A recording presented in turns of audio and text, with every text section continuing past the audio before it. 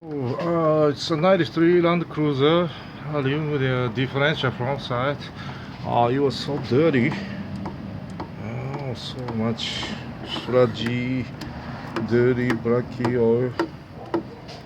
Oh my god, so much greasy metal powder.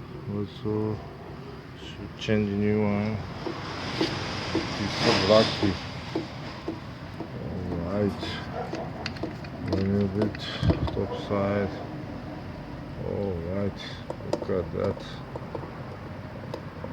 Like a creamy. It is so creamy, sludgy oil. Looks like it never changed. Oh my gosh. Dirty. Right.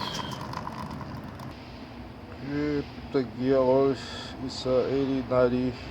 80,000 is okay. 75 to 90 degrees, that okay. Okay, plug tight already, and feeding plug here until full come out.